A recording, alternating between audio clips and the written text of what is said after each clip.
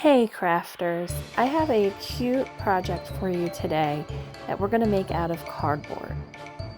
So I'm going to draw on a witch's shoe onto a piece of cardboard and then cut it out with an X-Acto knife. Once my design is cut out, I will pop out the excess cardboard.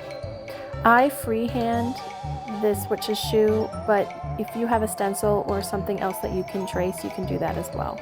Now that I have my shoe cut out, I'm going to paint it with black chalk paint. I make my own chalk paint. I don't have a recipe, but I'm sure you can Google it.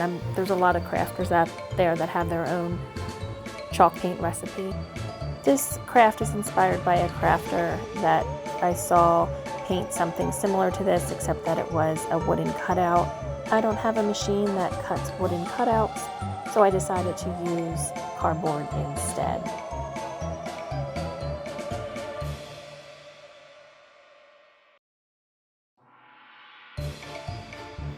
I'm also going to paint the sides of the piece of cardboard just so that brown cardboard doesn't show through.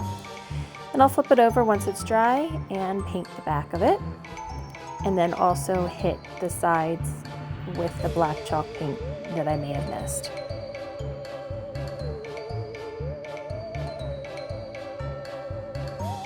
So next I'm going to paint on the sock. I chose purple, but you can use orange, whatever colors you want to choose. So I took this paintbrush, painted on 2 stripes, and then I'll go in with a silver color and outline the stripes just to give it some interest.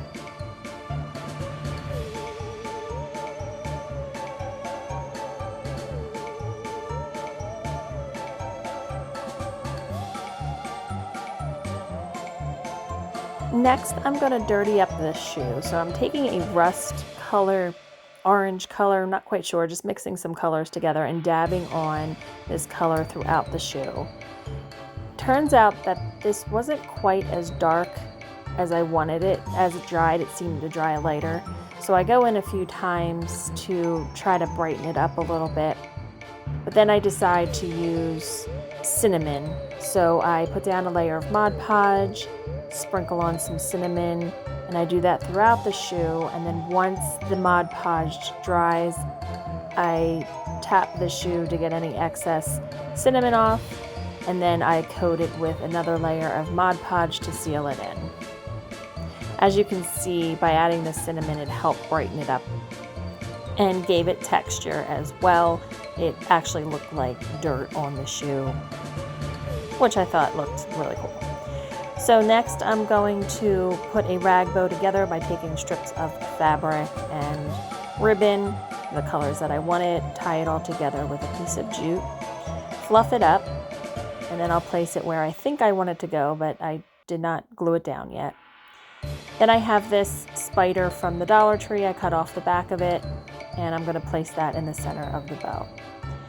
Then I want to add some buttons for shoelaces,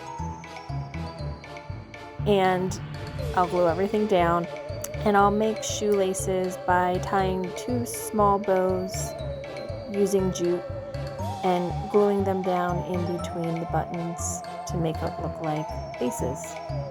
Once I'm happy with my design and where I want to put my bow, I hot glue my bow down.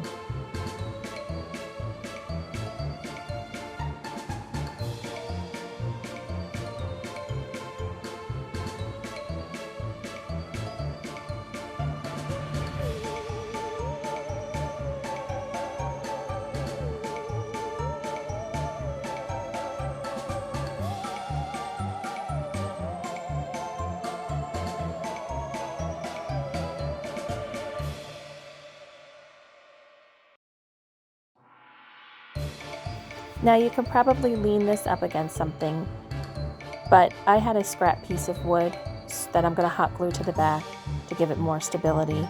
And then I do put another Jenga block towards the back of this shoe, which I did not show on camera, to give it even more stability. I added a little tea-stained tag that says witch, in the center of the bow, and then I'll hot glue it down where I want it to stay.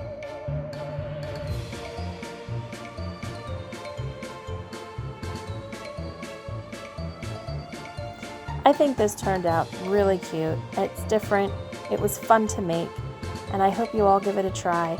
Let me know what you would do. Would you do a witch shoe or would you do something differently?